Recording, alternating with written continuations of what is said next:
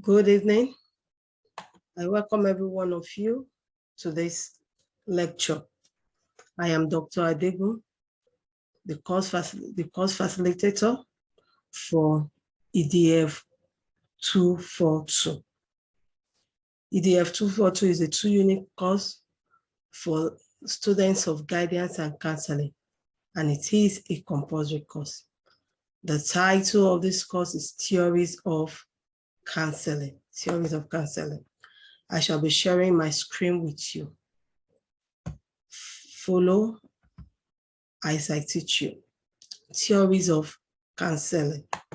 Today, we will be looking at the conceptual view of theories.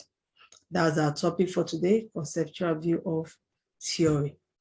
And as you go through this lecture, I expect that after listening to me carefully, you should be able to achieve the following learning outcomes.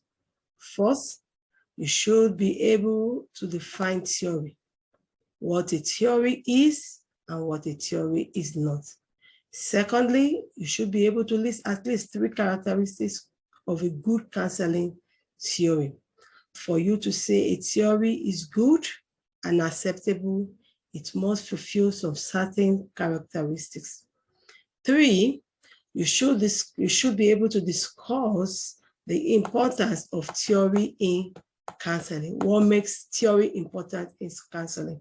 What is the importance of psychological theories, learning theories to a counselor?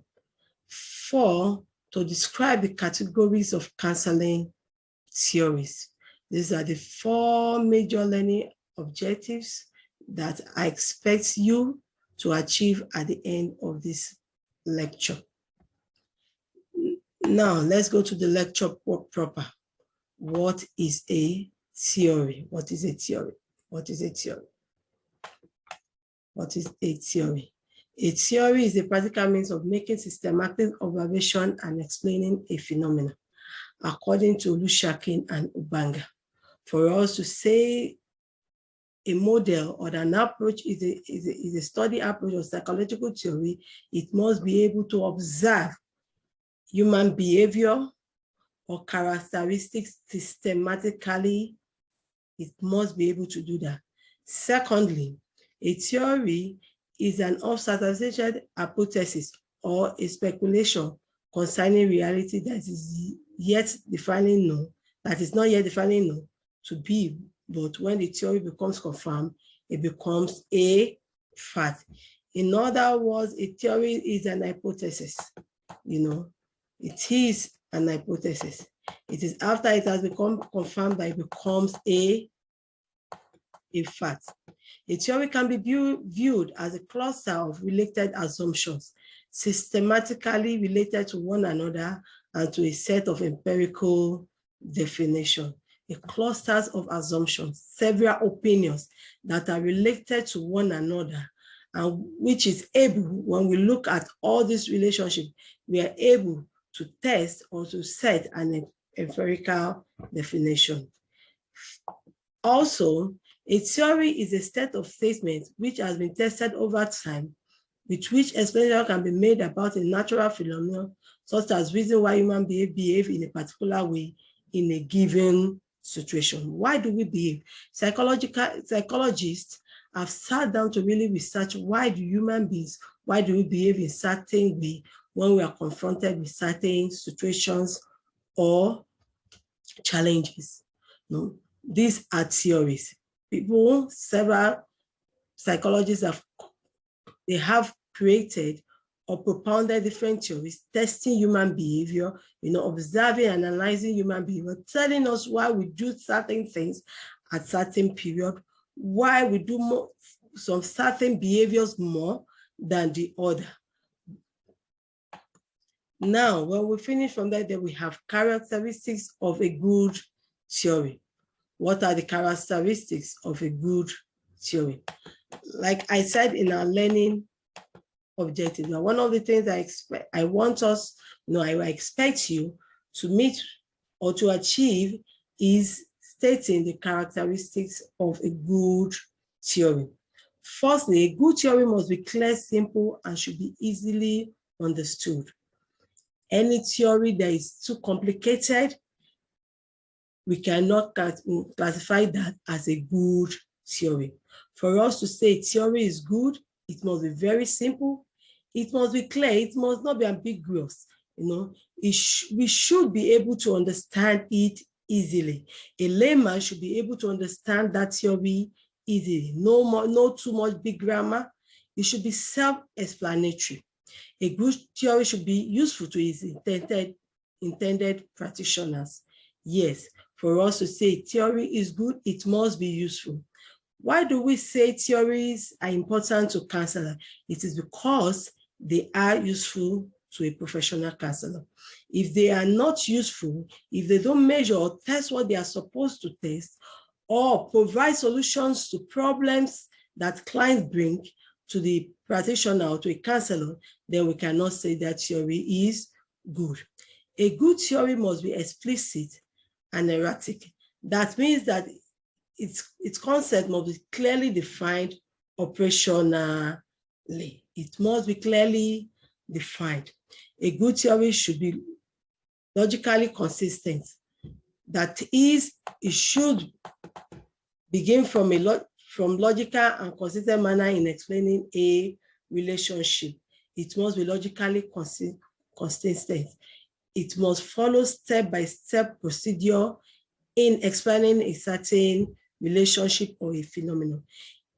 When we go into our theories improper, we will understand what I mean by must be logically consistent. But there are steps in counseling theories, steps for each of these theories in how to implement these theories or make use of these theories to actually get the desired result.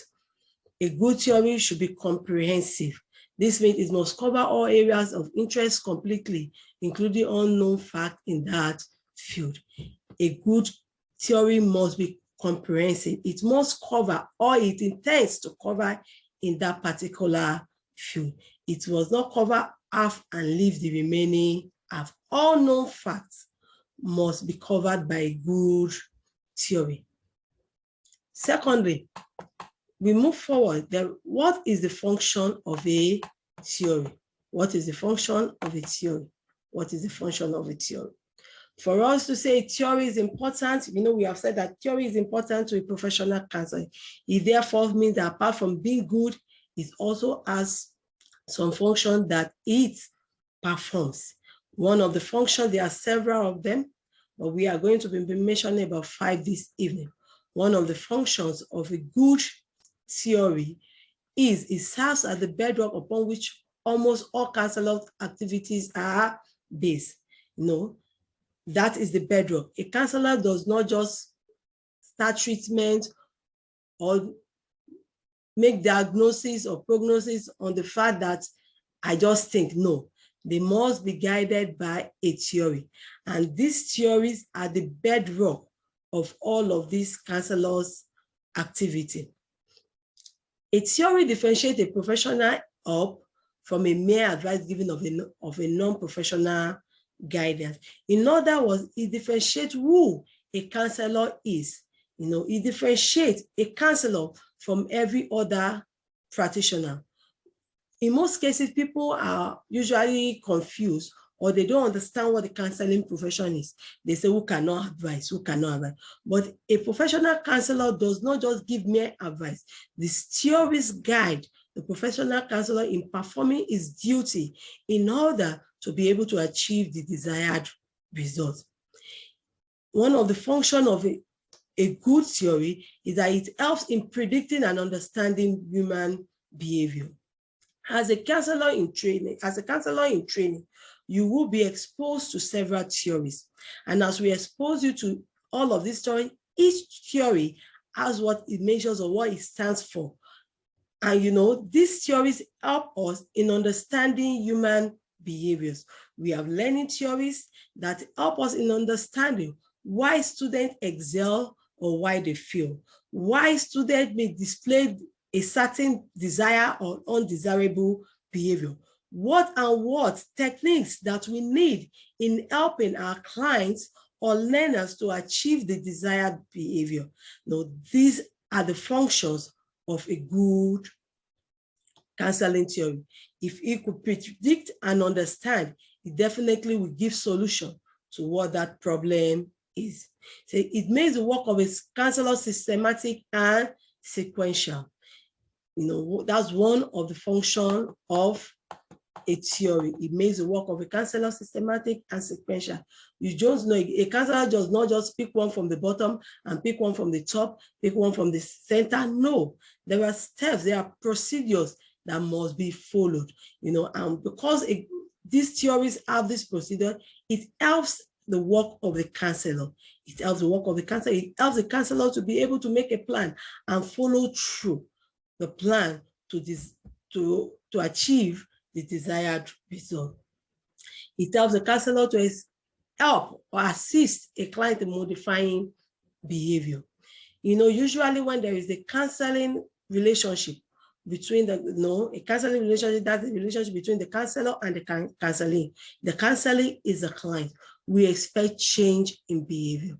When a student has a problem or a student display an undesirable behavior, most times teacher will say, we have referred this student to you. We have referred this student to you, or this student is displaying this.